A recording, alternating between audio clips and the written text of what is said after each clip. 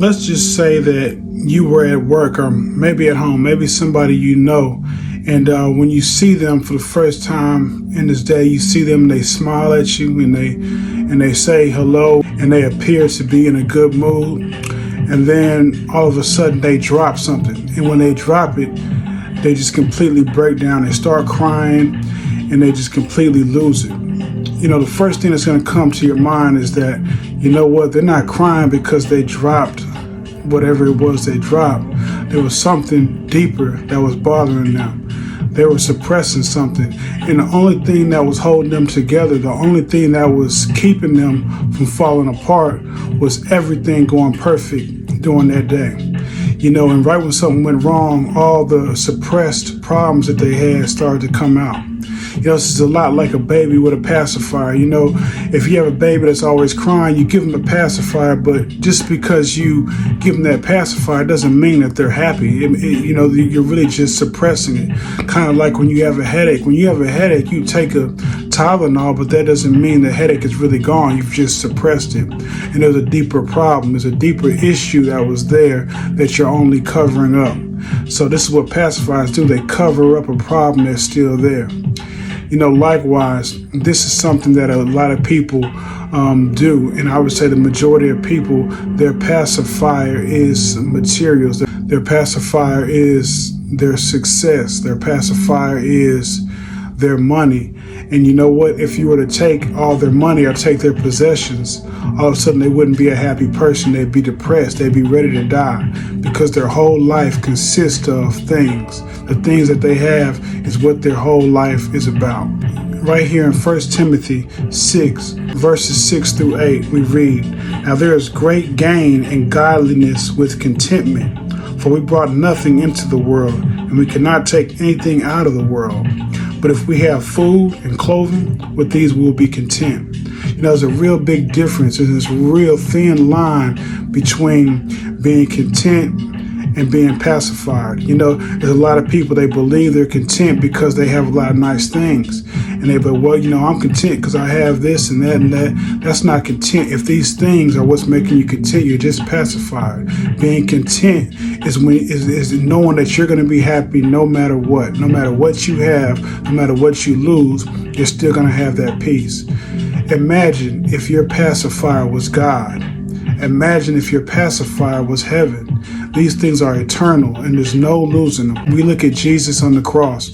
As he passed, he said, "It is finished." He went forgiving his enemies. We look at Stephen, another believer that was spirit-filled in the early church, who was a believer, and he was stoned in front of Saul before he became Paul. Stephen, before he left, also was forgiving his enemies. These people went out in peace.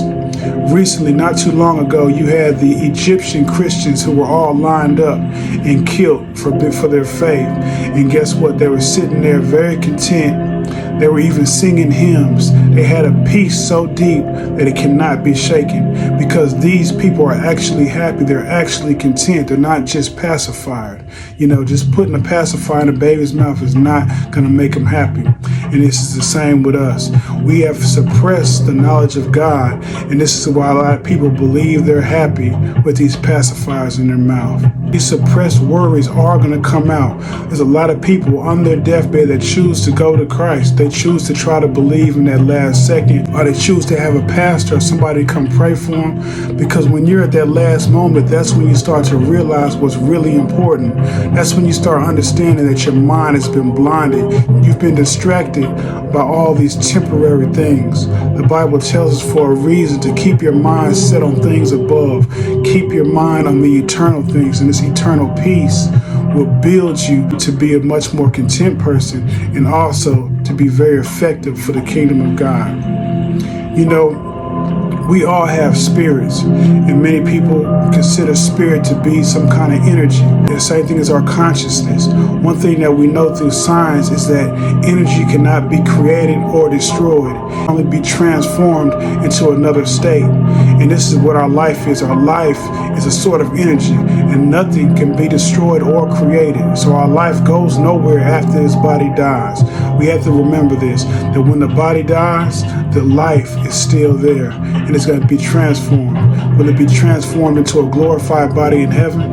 Or will it be transformed into a new body that will face eternal destruction and damnation in hell? This is the question. For a lot of people, they make the decision where, I'm going to live my life for me. I'm going to do it my way. And then, at the end of my life, then I'll think about these eternal things. Then I'll start thinking about God. Well, as an analogy, think if maybe you had a girlfriend or a wife, and then you planned a trip with your wife, and you plan on going maybe to the Bahamas, and you planned a whole week out. You planned this whole week to spend this time with her, and then y'all fly out there to Bahamas, and when you get there, it turns out that some of her friends are there. And when she sees her friends, she's like, you know what, babe, I love you and everything, but I'm gonna spend this week with them, and then maybe we'll have a dinner on our last day. We'll spend that last dinner together, but I really want to spend the week with my friends.